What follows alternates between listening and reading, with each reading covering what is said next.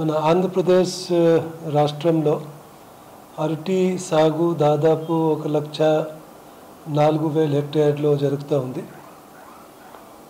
మన దగ్గర చాలా వెరైటీస్ మన రైతు పండిస్తున్నారు. దాంట్లో మేజర్గా ఒక 70% వెరైటీ మనకు గ్రాండ్ 9 G9 ట్రాన్స్పోర్ట్ అవుతుంది కాబట్టి టైం ఎక్కువ పడుతుంది. సో దీనికి కీపింగ్ క్వాలిటీ బాగున్నాయి. అదేవిధంగా మనకు దీనికి క్వాలిటీ కూడా చాలా మంచి మన రాష్ట్రంలో వస్తున్నాయి కాబట్టి మన ఎక్స్పోర్ట్లో డిమాండ్ ఇదే G9 వెరైటీకి ఉన్నాయి. ఈ డొమెస్టిక్ మార్కెట్లో ఈ లోకల్ వెరైటీస్కి కూడా మనం కొన్ని ప్రైవేట్ అగ్రి బిజినెస్ కంపెనీస్తో మాట్లాడుకొని అవి కూడా ఇప్పుడు మహీంద్రా లాంటి కంపెనీతో హెల్ప్ తీసుకొని ఐసీఆర్ కింద వాళ్ళందరితో మనం హెల్ప్ తీసుకొని ఈ క్వాలిటీ పరంగా ఏ విధంగా మనం నాణ్యత పెంచాలి దానికి రిలేటెడ్ మన ఫ్రూట్ కేర్ యాక్టివిటీస్ మన దగ్గర ఇంప్లిమెంటేషన్ మొదలు పెట్టాము. ఈ ఫ్రూట్ కేర్ యాక్టివిటీస్ మొదలు పెట్టిన తర్వాత దానికి ఇంపాక్ట్ స్టడీ చేసిన తర్వాత మనకేం తెలిసిందంటే దీనివల్ల అంటే మన దిగుబడి కూడా పెరిగింది. అవే కాకుండా ఇంతకుముందు సి అండ్ బి గ్రేడ్ పంట ఎక్కువ వచ్చేది, అవి ఎక్కువ ఏ గ్రేడ్లో కన్వర్ట్ అయింది.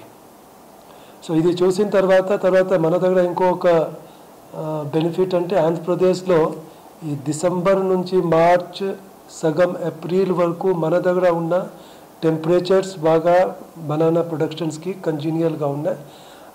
ఇదే టైంలో మన మిగతా గుజరాత్ కానీ మన మహారాష్ట్ర ఆ ఏరియాలో ఎక్కువగా వింటర్ కండిషన్స్ ఉంటాయి కాబట్టి వింటర్ కండిషన్స్లో మంచి ఫ్రూట్ రాదు. సో అది కూడా ఒక మనకు న్యాచురల్ అడ్వాంటేజ్ వచ్చింది. దానివల్ల మనం 2017 సీజన్లో చివరిలో ఒక 200 మెట్రిక్ టన్ ఎగుమతితో స్టార్ట్ చేసుకుంటే ఈ లాస్ట్ 2020 సీజన్లో మనం దాదాపు ఒక 40,000 మెట్రిక్ టన్ ఇక్కడ నుంచి ఎగుమతి అయింది. ఈ 2021 సీజన్ మళ్ళీ డిసెంబర్ 2020 నుంచి స్టార్ట్ అయింది. సో డిసెంబర్ 2020 నుంచి ఈనాటి వరకు దాదాపు ఒక 30,000 టన్నులు ఆల్రెడీ ఎగుమతి అయింది. అనంతపూర్ డిస్ట్రిక్ట్లో తాటిపత్రి రైల్వే స్టేషన్ నుంచి ఒక ఎక్స్క్లూసివ్ రేక్, ఈ రేక్లో దాదాపు 45 నుంచి 50 రెఫ్రిజిరేటెడ్ కంటైనర్స్ ఉంటాయి. సో ఇది మన Concor container corporation of India which is a public sector company of government of India under ministry of railway వాళ్ళ సపోర్ట్తో దేశాయి ఫ్రూట్స్ అండ్ వెజిటేబుల్స్ ఒక ప్రైవేట్ కంపెనీ గుజరాత్ నుంచి వాళ్ళు మన ఎక్స్టెన్షన్ ఆఫీసర్ తర్వాత మన దగ్గర ఉన్న రైతులు ఈ అందరు కలిసి అక్కడ నుంచి ఈ ఎక్స్క్లూసివ్ రేక్ బనానా తీసుకొని దాదాపు ఒక రేక్లో 1000 మెట్రిక్ టన్స్ ఇక్కడ నుంచి ఒకసారి వెళ్తుంది. డైరెక్ట్గా ఇక్కడ నుంచి జవహర్లాల్ నెహ్రూ పోర్ట్ ముంబైకి వెళ్తుంది. అక్కడ నుంచి మళ్ళీ ఎక్స్పోర్ట్ మనకు United Arab Emirates middle east కంట్రీస్కి అవుతుంది దాదాపు 10 నుంచి 12. సో దీనివల్ల మనం ఇలాంటి ఇంకా మన దేశంలో కూడా ఇక్కడ ఎక్స్క్లూసివ్ బనానాకి ట్రైన్ ఇక్కడ లేవు. ఇది ఒక చాలా సక్సెస్ఫుల్ ఎగ్జాంపుల్. దీనివల్ల ఇంకోటి ఏం జరిగింది అంటే ఈ సప్లై చైన్ ఇక్కడ end to end supply chain establish అయింది కాబట్టి ఆ ప్రాంతంలో ఇప్పుడు కోల్డ్ చైన్ ఇన్ఫ్రాస్ట్రక్చర్స్ కూడా కొత్తగా వచ్చాయి. సో దానివల్ల ఏమవుతుందంటే ఇప్పుడు ఫార్మ్ టు డెస్టినేషన్ మార్కెట్ వరకు మనకు అన్ని రకాల అవసరం ఉన్న ఈ ఫెసిలిటీస్ ఏర్పాటైంది. సో ఇదే ఎక్స్పీరియన్స్ మనం ఇంకా వేరే పంటల్లో కూడా యూజ్ చేయడానికి అవకాశం ఉంటుంది. ఇది ఒక మేజర్ ఇష్యూ.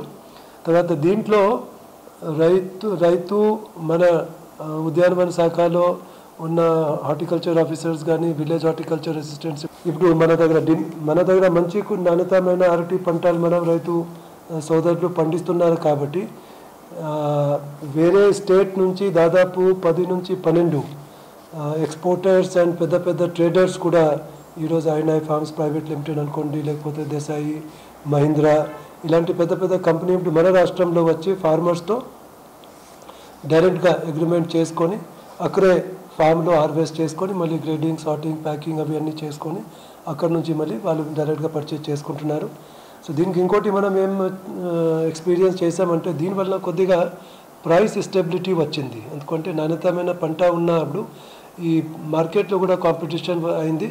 చాలామంది ట్రేడర్స్ బయర్స్ మన దగ్గరికి వస్తున్నారు కాబట్టి ఈ కాంపిటీషన్ పోటీ వల్ల ఫార్మర్స్కి కూడా ఆప్షన్స్ పెరిగినాయి.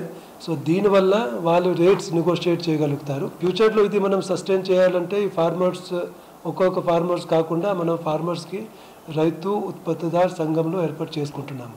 సో ఈ ఫార్మర్స్ ప్రొడ్యూసర్ ఆర్గనైజేషన్స్ ద్వారా డైరెక్ట్గా వాళ్ళు పెద్ద పెద్ద ఈ రిటైల్ బిజినెస్ హౌసెస్తో అనుబంధం చేసుకొని వాళ్ళే 10,000, 20,000, 30,000 వాళ్ళు రైతు సోదరు నుంచి కలెక్ట్ చేసుకొని అక్కడ నుంచి వాళ్ళు సప్లై చేయడానికి అవకాశం ఉంది. ఇలాంటి కొన్ని మోడల్స్ మన భారతదేశంలో ఆల్రెడీ జరుగుతూ ఉంది.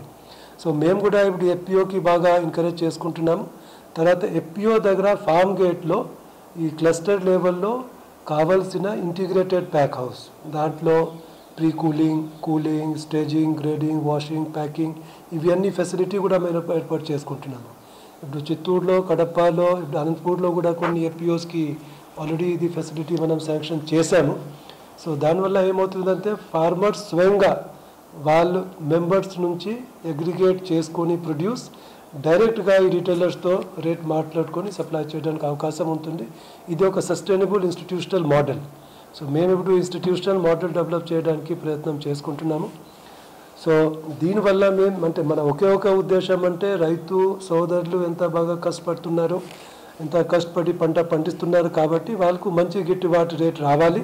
ఇది వ్యవసాయం మనం బిజినెస్ మోడల్ ద్వారా చేసుకోవాలి. ఇది లాభసాటిగా ఉండాలి. అప్పుడే మన యూత్స్ కూడా వ్యవసాయంలో ఇంకా ఫ్యూచర్లో ఇంట్రెస్ట్ చూపిస్తారు. సో ఇది బనానా ఎక్స్పెరిమెంట్ మన రాష్ట్రంలో బాగా సక్సెస్ఫుల్గా ఉన్నాయి.